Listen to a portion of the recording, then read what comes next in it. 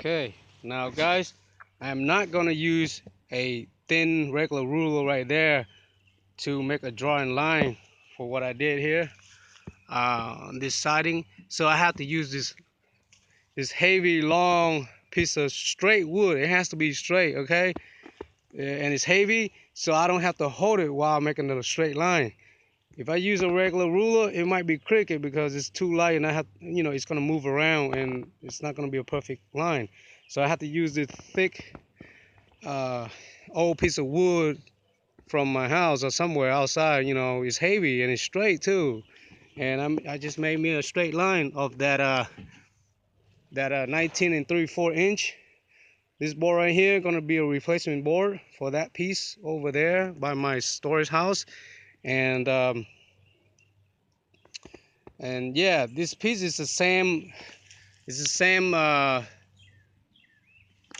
It's the same siding board like my storage house. You see that? Same thing. I got this piece from my room when I work on my room back in the day, and my room has the same siding like the storage home, the storage house there. And I just got some more siding from my neighbors. My neighbor was tearing down his storage house, and now I'm moving it over here. Some of this wood here that he thrown away, I got some more 2x4 right there too. So I'm gonna have to clean all this up, take all this back to my backyard, and you know,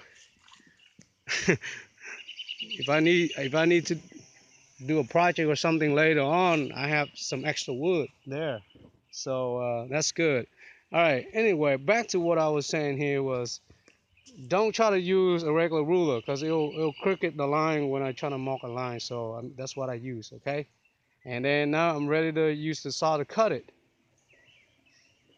Let me put a camera stand on so you guys can see me cutting this too. All right.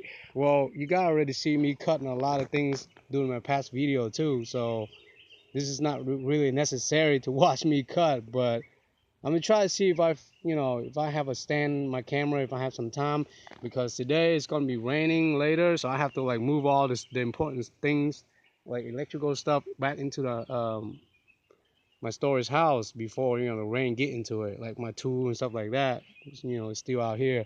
But let me see how it is. If I can put the camera up in the stand and let you guys see I'm using a saw to cut this piece. And I think I need to use a camera stand whenever I install it. After I cut it, when I install it on my storage house, then I have to use the stand too, so you guys can see when I replace it. Okay.